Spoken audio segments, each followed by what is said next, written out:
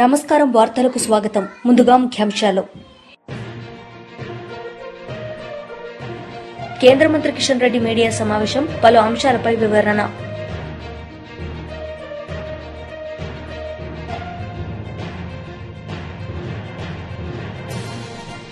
మాజీ మంత్రి బొత్స సత్యనారాయణ మీడియా సమావేశం, పలు అంశాలపై వివరణ.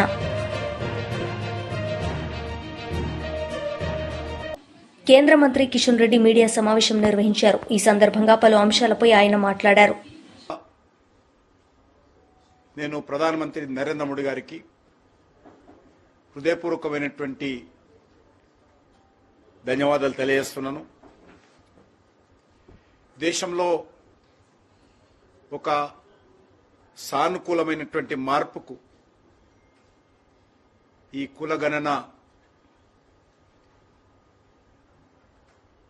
చరిత్రాత్మకమైనటువంటి చరిత్ర పుటలలో చిరస్థాయిగా నిలిచిపోతుంది.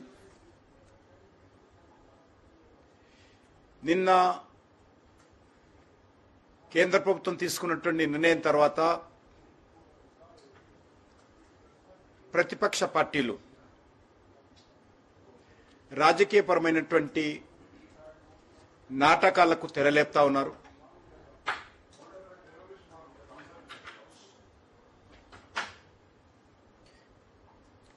గతంలో కాంగ్రెస్ పార్టీ ఆధ్వర్యంలో ఈ యొక్క బీసీ రిజర్వేషన్ సంబంధించి అనేక రకాల కుట్రలు కుతంత్రాలు చేయడం జరిగింది. ముస్లింలందరినీ కూడా మతం పేరుతో బీసీలో చేర్చడము,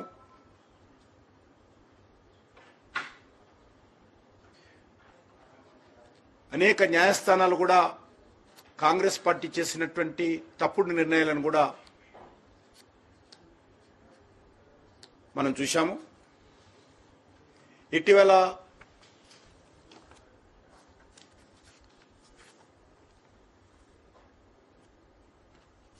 కాంగ్రెస్ పార్టీ నరేంద్ర మోడీ గారి నేతృత్వంలో బీజేపీ అధికారంలోకి వచ్చిన తర్వాత అనేక రకాలుగా షెడ్యూల్ క్యాస్ట్, షెడ్యూల్ ట్రైబ్ కి సంబంధించినటువంటి రాష్ట్రపతుల ఎన్నికలను కూడా వ్యతిరేకించిన విషయాన్ని ఈ సందర్భంగా మనవి చేస్తా ఉన్నాను. ఎస్సీ అయినటువంటి రామ్నాథ్ కోవింద్ గారు కానీ, ఎస్టీ మహిళ అయినటువంటి శ్రీమతి ద్రౌపది ముర్ము గారి యొక్క అభ్యర్థిత్వాలను వ్యతిరేకిస్తూ పోటీ చేసిన విషయాన్ని ఈ సందర్భంగా మనవి చేస్తా ఉన్నాను. ముఖ్యంగా నరేంద్ర మోడీ గారి ప్రభుత్వము ఎస్సీ కేటగరైజేషన్ అనేక సంవత్సరాలుగా, గత 40-50 సంవత్సరాలుగా పెండింగ్ లో ఉన్నటువంటి సమస్యకు పరిష్కార మార్గం కనుగొనే దిశలో కేంద్ర ప్రభుత్వం తన వైఖరిని సుప్రీంకోర్టులో స్పష్టంగా విన్నవించిన తర్వాత ఈరోజు ఎస్సీ కేటగరైజేషన్ కు మార్గం సుగమమైంది. స్వాతంత్రం వచ్చిన తర్వాత మొదటిసారి ఈరోజు ఎస్సీ కేటగరైజేషన్ ను ముందుకు తీసుకోవడం జరిగింది. అంతేకాకుండా స్వాతంత్రం వచ్చిన తర్వాత మొదటిసారి బీసీ సామాజిక వర్గాల నుంచి భారతీయ జనతా పార్టీ ప్రధానమంత్రిగా నరేంద్ర మోడీ గారిని నిర్ణయించడం, అటువంటి కనీసమైనటువంటి ఇంగిత జ్ఞానం లేకుండా కాంగ్రెస్ పార్టీ నరేంద్ర మోడీ గారిని ఏ రకంగా చిన్న జాతి అని, తక్కువ కులమని, కులం పేరుతో దూషించినటువంటి చరిత్ర కాంగ్రెస్ పార్టీదని సందర్భంగా మనవి చేస్తా ఉన్నాను.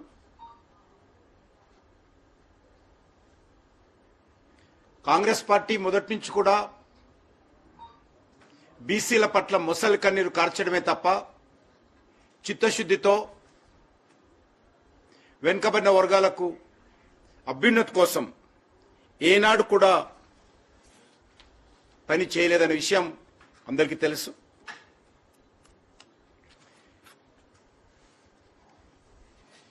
రెండు 2018లో నరేంద్ర మోడీ గారు మొదటిసారి ప్రధానమంత్రి అయిన తర్వాత బీసీ కమిషన్కు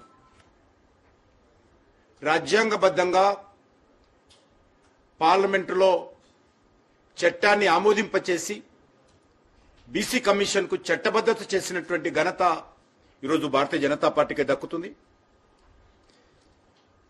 అదేవిధంగా అన్ని వర్గాలకు న్యాయం. మాజీ మంత్రి బొత్స సత్యనారాయణ మీడియా సమావేశం నిర్వహించారు. ఈ సందర్భంగా పలు అంశాలపై ఆయన మాట్లాడారు. దుర్మరణానికి కారణం పూర్తిగా ప్రభుత్వ తాలూకా వైఫల్యం. ప్రభుత్వం తాలూకా నిర్లక్ష్య వైఖరి. ప్రభుత్వంలో ఉన్న పెద్దల తాలూకా ప్రచార ఆర్భాటం, వాళ్ళ బాధ్యతలు పక్కన పెట్టి ప్రచారం కోసం నిర్లక్ష్యంగా ఎంతసేపు కూడా ఆ విఐపి దర్శనాలు, విఐపి పాసులు అంతే తప్ప ఎంతమంది భక్తులు వస్తారు, ఆ భక్తులు తగ్గ ఏర్పాట్లు ఏమి చేయాలి, ఏ విధంగా ఆ వచ్చిన ఒత్తిడిని తాకిని తట్టుకోవాలి, గత సంవత్సరాల్లో జరిగిన పరిణామాలు ఏంటి, జరిగిన ఆ ల్యాప్సెస్ ఏమిటంటే ఆ ల్యాప్సెస్ నుంచి ఏ విధంగా మనం దాని నుంచి చూడాలి, ఇంకా బాగా భక్తులకి దర్శనము వారికి సౌకర్యాలు కల్పించాలి అన్న ఆలోచనని చేయవలసిన బాధ్యత ప్రభుత్వాలది.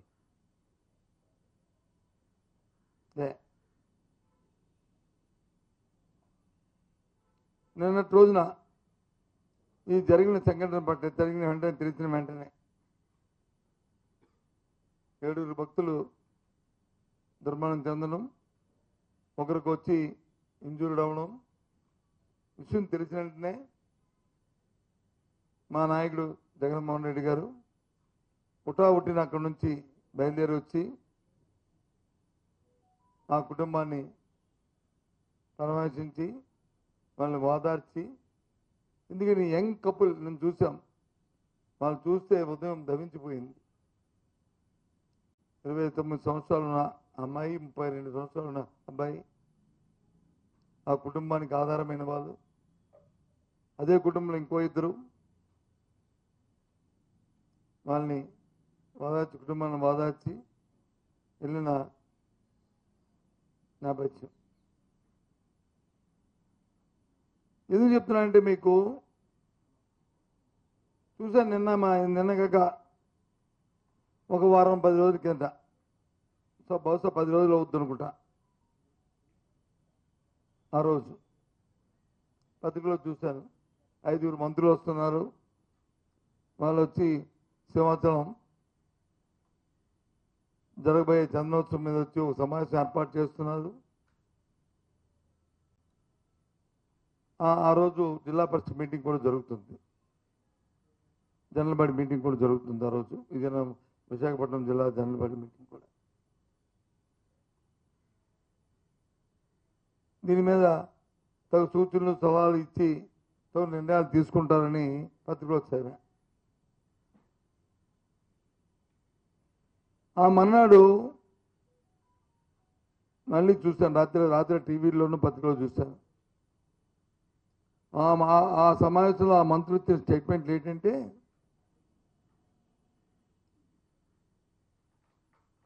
సింహాచలం చందనోత్సవం చరిత్రలో ఎప్పుడూ జరగని విధంగా ఈ ప్రభుత్వం 5 మంత్రుల్ని తో సమీక్ష జరపమని చెప్పింది. 5 మంత్రులు సమీక్ష చేస్తున్నాం.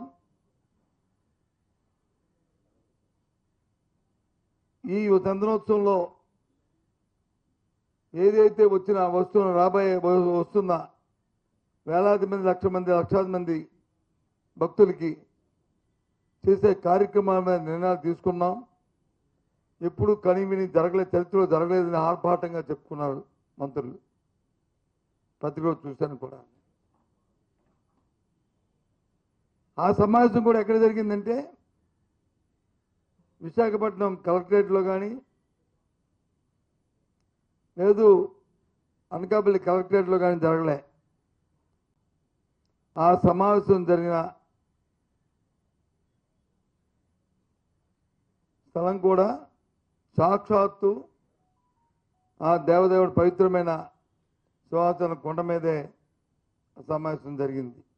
విషయం మీ అందరికీ తెలుసు. విషయం కూడా సమావేశం అయిన తర్వాత ఇచ్చిన మంత్రులు ఇచ్చిన స్టేట్మెంట్ ఇది.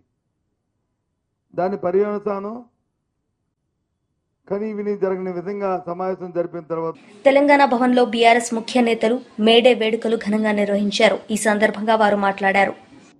కేసీఆర్ గారే పెట్టిండ్రు. అదే అంబేద్కర్ సచివాలయంలో మొట్టమొదటి సంతకం కూడా కాంట్రాక్ట్ ఎంప్లాయీస్ అందరినీ పర్మనెంట్ చేయాలని చెప్పి జీవో 16 తీసుకొస్తే ఆ జీవో 16ని ఇలా కొట్టేస్తే ప్రభుత్వం చీమ కుట్టినట్టేం లేదు. ఒక ప్రభుత్వం ఇస్తే రెండో ప్రభుత్వం వెంటనే దాన్ని ఆదుకోవాల్సి ఉంటుంది. సంవత్సరాలుగా 10 ఏళ్ళు 15 ఏళ్ళు 20 ఏళ్ళు 25 ఏళ్ళుగా వాళ్ళ సర్వీస్ అంతా ఇచ్చిన అనేక మంది ఎంప్లాయీస్ ఇలా కాంట్రాక్ట్ ఉంటే వాళ్ళని పర్మనెంట్ చేయమని చెప్పి కోరితే ఆ పర్మనెంట్ చేయము అని చెప్పేసి ఈ ప్రభుత్వం కాంగ్రెస్ ప్రభుత్వం చెప్పింది. ఆనాడు కొట్లాడ పెట్టుకున్నది మళ్ళీ వాళ్ళు కూడా దాని జీవో 16ను రద్దు చేసింది ప్రభుత్వం. కేంద్ర మన కోర్టు రద్దు చేస్తే అన్ని మూసుకొని కూర్చున్నది. అందుకే ఎవరు కార్మికులకు ఉద్యోగులకు టెంపరీ వాళ్ళకు మిత్రులుగా ఉన్నారని ఆలోచిస్తే 10 సంవత్సరాల కాలంలో కాంట్రాక్ట్కి అవుట్సోర్సింగ్కి టెంపరీకి జీతాలు వాళ్ళు అడిగినా అడగకున్నా కూడా పిఆర్సీతో ప్రభుత్వ ఉద్యోగస్తులతో సమానంగా పెంచింది కేసీఆర్ గారి ప్రభుత్వం.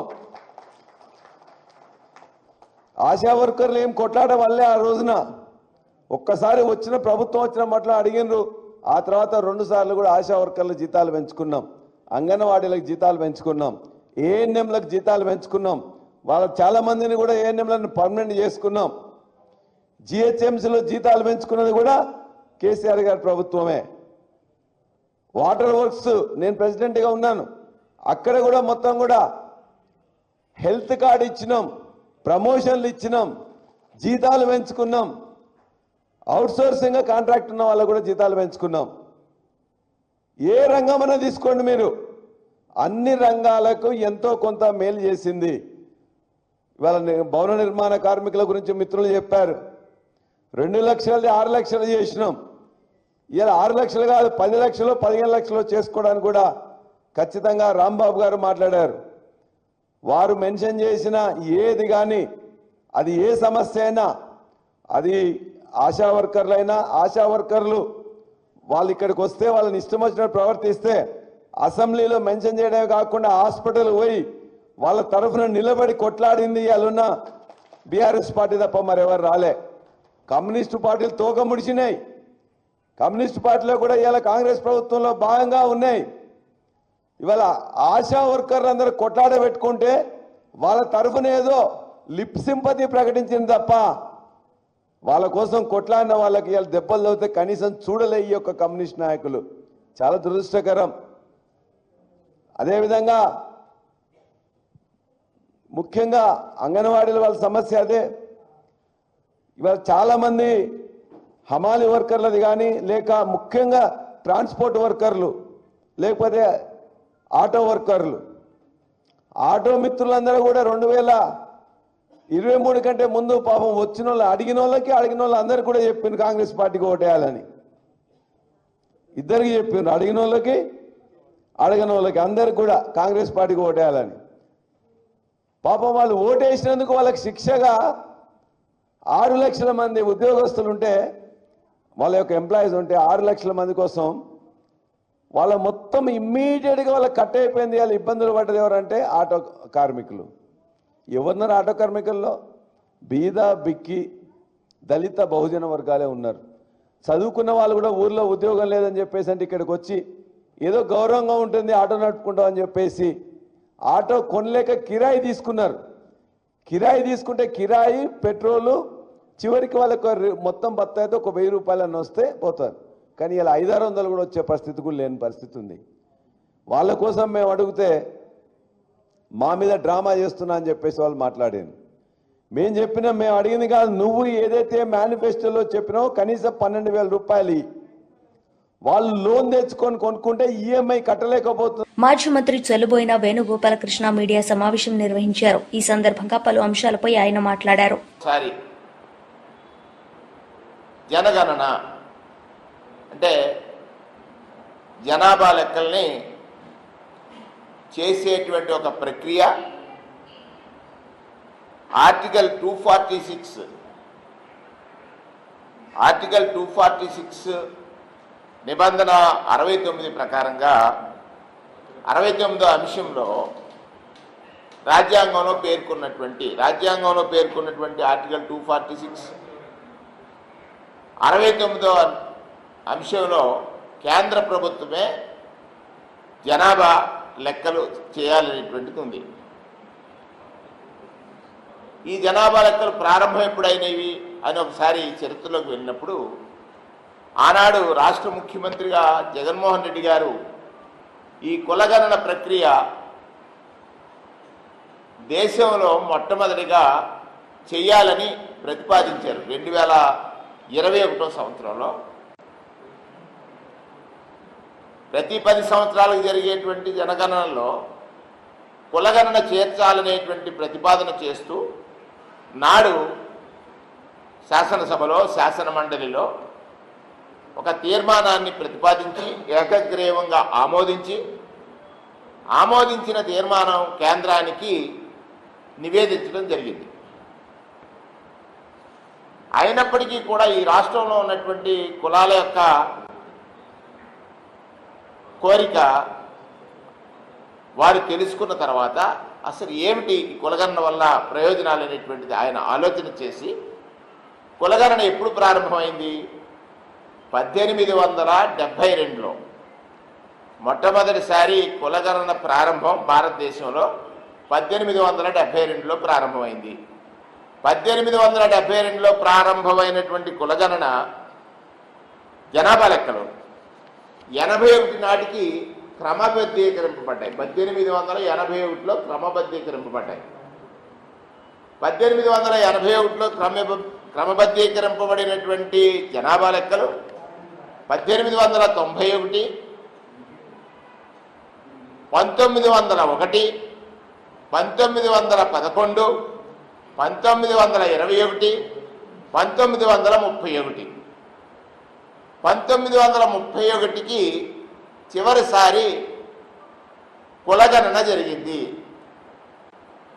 జనగణనతో పాటు కులగణన జరిగినటువంటి చివరి లెక్కలు 1931. అప్పటికి ఇంకా స్వాతంత్రం లభించలేదు. అప్పటికి మన దేశ జనాభా 30 కోట్లు. ఇప్పటి పాకిస్తాన్, బంగ్లాదేశ్తో కలిపి మన దేశ జనాభా 30 కోట్లు. 1941లో కూడా జనగణన జరిగింది. 39 నుంచి 45 వరకు సెకండ్ వరల్డ్ వార్ ఉన్నటువంటి కారణం చేత ఆ గణన చేసేటువంటి ప్రక్రియలో బ్రిటిషర్స్ ఎక్కువ పాల్గొన్న కారణం చేత వాటిని ఎక్కడా కూడా బహిర్గతం చేయలేదు. చివరిసారిగా మన దేశంలో 1931లోనే కులగణన జరిగినటువంటి చరిత్ర. స్వాతంత్ర్యానంతరం 1951 నుండి ప్రతి 10 సంవత్సరాలకి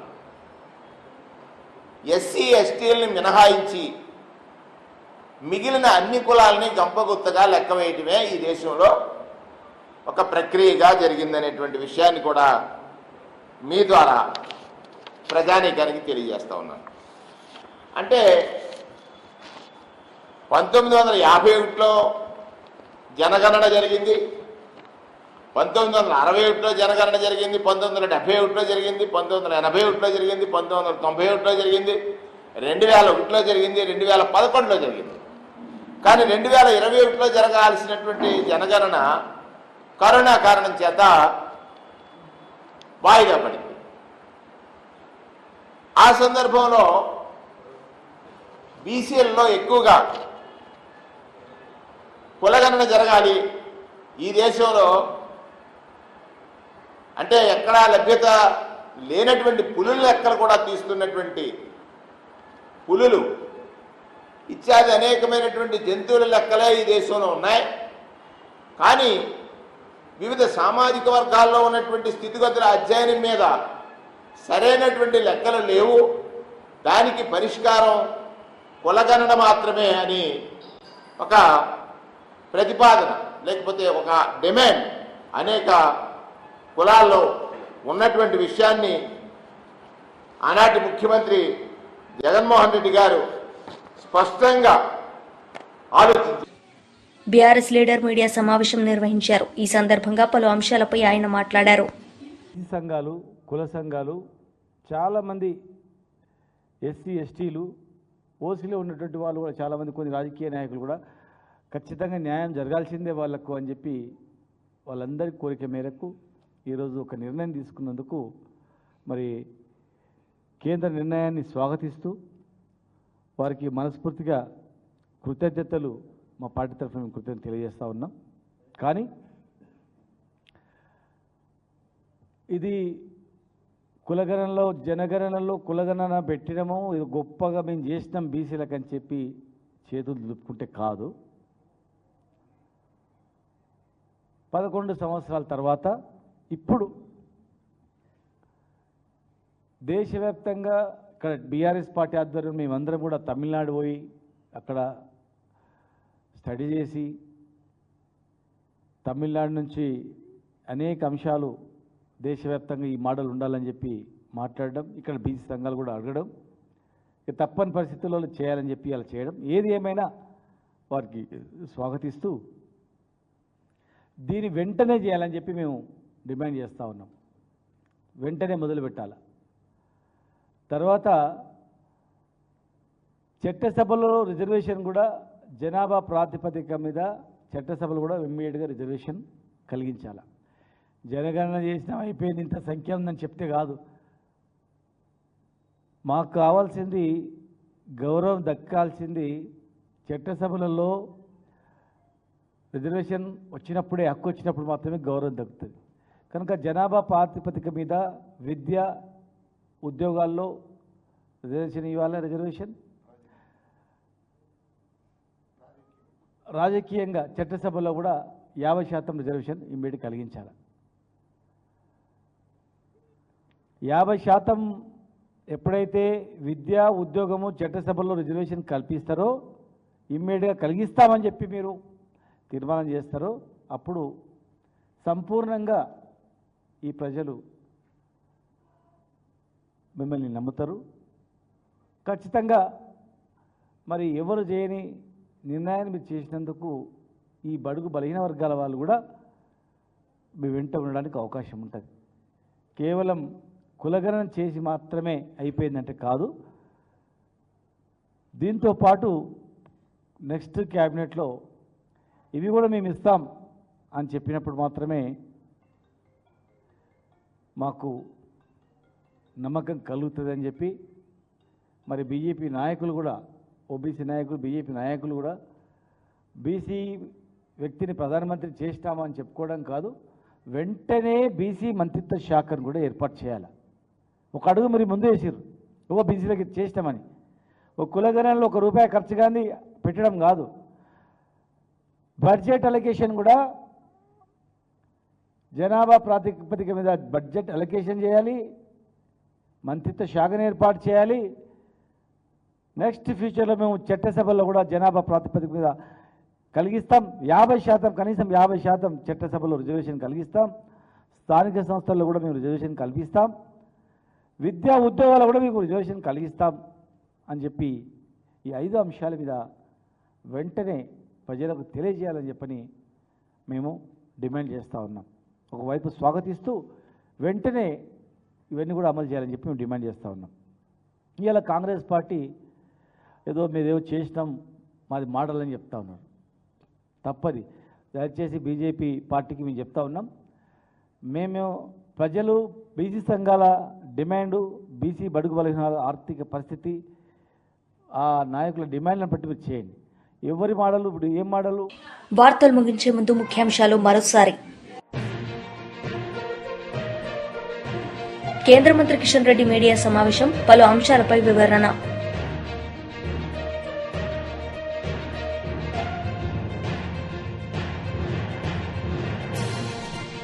మాజీ మంత్రి బొత్స సత్యనారాయణ మీడియా సమావేశం, పలు అంశాలపై వివరణ.